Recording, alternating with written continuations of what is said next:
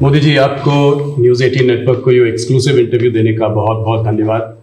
आपने अपने punishing schedule से हमारे लिए समय निकाला। इस इंटरव्यू को हम थोड़ा अलग तरीके से करेंगे, कुछ बिग पिक्चर क्वेश्चंस पूछेंगे। शुरुआत में हमारे संग हमारे दो कलीग्स जुड़े हुए हैं, एक महाराष्ट्र के एंकर हैं, दूसरे हमारे कर्नाटका के एडिटर हैं। ये दो स्टेट्स अहम हैं इस चुनाव में, तो हमने सोचा कि थोड़े सवाल वो भी आपसे करेंगे। शुरू करते हैं। पहला सवाल। सबसे पहले तो आपको और आपके सभी दर्शकों को मेरा नमस्कार। और मुझे अच्छा लगा कि आपने अपने साथ कर्नाटका और महाराष्ट्र को भी जोड़ दिया है, तो एक प्रकार से आपने मेरी मदद की है, वरना तीनों को अलग अलग इंटरव्यू देता तो शायद मुझको और ज़्यादा टाइम देना पड़ता। बहुत धन्यवाद, स्वागत है आपका नेटवर्क 18 के। पहला सवाल मोदी जी, हम लोग पूरे देश का भ्रमण कर रहे हैं, इधर उधर जा रहे हैं। हम लोग साउथ में थे, बिहार गए और भी महाराष्ट्र में भी थे। तो हर जगह ये देखा गया है कि चाहे विपक्ष से बात करें, चाहे आपके उम्मीदवारों से बात करें, लोग कहते हैं कि जब मोदी जी यहाँ आएंगे तो सब कुछ बदल जाएगा। अभी कुछ नहीं कह सकते, मोदी जी आएंगे तो हो सकता है स्वीप हो जाए, हो सकता है सीट निकल जाए। तो क्या 2024 के इस चुनाव को हम नरेंद्र मोदी पर एक रेफरेंडम की तरह देख सकते हैं, जनमत संग्रह की तरह देख सकते हैं? अब ये तो सारा खेल मीडिया के लोगों का होता है, किस समय किस प्रकार से एनालिसिस करना। लेकिन मैं इतना कहूँगा कि मैं कोई चुनाव के समय काम करने वाली सरकार नहीं चलाता। आप मेरा 10 साल का रिकॉर्ड देखेंगे तो एवरेज फ्राइडे, सैटरडे, संडे मैं हिंदुस्तान के किसी न किसी कोने में गया हूँ, जनता के बीच में रहा हूँ, और इसलिए मेरा जाना निरंतर चलता रहता है। और चुनाव में मैं मानता हूँ कि लोकतंत्र का उत्सव ऐसा है कि सभी राजनीतिक दलों का कर्तव्य है कि ज़्यादा से ज़्यादा लोगों के बीच जाएं, जाकर के एक प्रकार से प्रशिक्षण का काम होना चाहिए, संवाद होना चाहिए, विचार विमर्श होना चाहिए। तो मैं एक राजनीतिक क्षेत्र के कार्यकर्ता के नाते चुनाव या न हो, मैं इसे अपना कर्तव्य मानता हूं और इसलिए मैं जाता हूं। जहां तक ये 2 फेज का सवाल है, मैंने ऐसा जन समर्थन बहुत कम चुनावों में देखा है जो मैं इस बार देख रहा हूं। एक प्रकार से चुनाव जनता जनार्दन लड़ रही है, सुशासन के लिए लड़ रही है, अपने सपनों को साकार करने के लिए लड़ रही है। ऐसा मुझे लगता है, शायद मैं तो शायद एक निमित्त हूं। इस बार मेरा जरा ज्यादा उत्साह है लोगों के बीच जाने का, और पहले के तुलना में शायद मैं ज्यादा इस बार जाना भी चाहता हूं, इसलिए कि जो जनता जनार्दन इतने उमंग और उत्साह के साथ इतनी बड़ी जिम्मेदारी उठा ली हो, तो उस जनता जनार्दन को जाकर के उनको प्रणाम करना, नमन करना, उनका आशीर्वाद लेना, ये मुझे अपना कर्तव्य लगता है। और मैं देखता था जो फर्स्ट राउंड हुआ, तो मैंने किसी दोस्तों को कहा था कि पहले राउंड में ये हमारे खिलाफ जो लोग मोर्चा लगा करके बैठने की कोशिश कर रहे हैं, पहले राउंड में वो पस्त हो गए जी। और कल मैंने देखा दूसरे राउंड में ये ध्वस्त हो चुके हैं। यानी पहले लोगों ने पस्त कर दिया, अब ध्वस्त कर दिया। मोदी जी, जब कैंपेन की आपने शुरुआत की थी तो बड़े हाई नोट पे ये कैंपेन की शुरुआत हुई थी।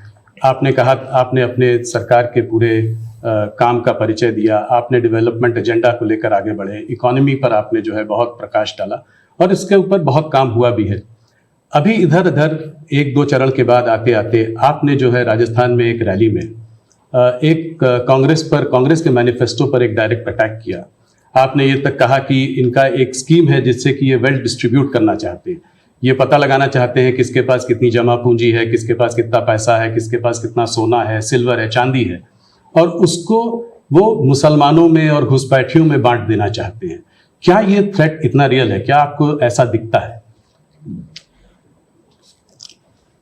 मुझे लगता है कि शायद आपकी टीम ने मेरा पूरा कैंपेन को ट्रैक नहीं किया है, या शायद विकास की बहुत सी बातें ऐसी होती जिसको शायद टीआरपी के हिसाब से बैठता नहीं होगा। लेकिन आपने देखा होगा कि मेरा पूरा इलेक्शन कैंपेन दो चीजों पर केंद्रित है। एक, हमने समाज कल्याण को लिए, लोक कल्याण के लिए क्या काम किए, और सबसे बड़ा फर्क है और सरकारों में ये सरकार में, वो ये है कि लास्ट माइल डिलीवरी ये हमारी विशेषता है। नीतियां तो कोई सरकारें बनाती है, कोई सरकार बुरा करने के लिए तो आती नहीं है, अच्छा करना चाहती है। लेकिन कुछ लोगों को अच्छा करना आता है, कुछ लोग अच्छा होने का इंतजार करते हैं। मैं ऐसा हूं कि मेहनत करके जो अच्छा हो करूं, मेरा हमेशा ऐसा रहा है। अब देखिए, मैं चुनाव में लगातार बोल रहा हूं कि हमने गरीबों के लिए 4 करोड़ घर बनाए। मैं इतना लोगों को कहता हूं कि आप इस चुनाव प्रचार में जाएं तो मेरी मदद करें कि जिसके घर बनाना भी छूट गया हो, हर गांव में एक तो निकलेंगे, उनकी सूची में भेजो, ताकि जैसे ही मेरा तीसरा टर्म शुरू होगा मैं इस काम को आगे बढ़ाना चाहता हूं। 3 करोड़ घर और मैं बनाना चाहता हूं। अब आयुष्मान भारत योजना दुनिया की सबसे बड़ी health insurance and health assurance की स्कीम है ये जी। 55 करोड़ लोगों को इलाज का भरोसा कि भाई अब आपको मोदी है, मोदी की सरकार है, 5 लाख रुपए तक का खर्च होगा, संभाल लेंगे। इस बार हमने मैनिफेस्टो में कहा है कि किसी भी वर्ग का, किसी भी समाज का, किसी भी बैकग्राउंड का व्यक्ति क्यों न हो, जिस भी परिवार में 70 से ऊपर की आयु के जो भी व्यक्ति होंगे, पुरुष स्त्री सब, उन सबको हम ये 5 लाख रुपए तक मुफ्त इलाज की सुविधा देंगे। इस बार हमने मैनिफेस्टो में ये भी कहा है कि जो आशा वर्कर हैं, आंगनवाड़ी वर्कर हैं, उनको हम इसका बेनिफिट देंगे। ट्रांसजेंडर जितने भी हैं, किसी भी आयु के क्यों न हो, हम उनको ये बेनिफिट देंगे। तो ये बात हम लोगों को बताते हैं। अब आप देखिए जी, हमारे देश में बैंकों का राष्ट्रीयकरण हुआ, ये जो मिलकर जब्त करने के खेल चल रहे हैं ना जी, पहले कर चुके हैं जी। सारी बैंकें प्राइवेट थी, लूट लिया रातों रात, गरीबों के नाम पे लूटा गया। लेकिन हमारे देश की बैंकें खस्ता हाल हो गई। आधे से अधिक आबादी ऐसी थी कि गरीबों के नाम बैंक तो लिया, लेकिन बैंक खाता नहीं था।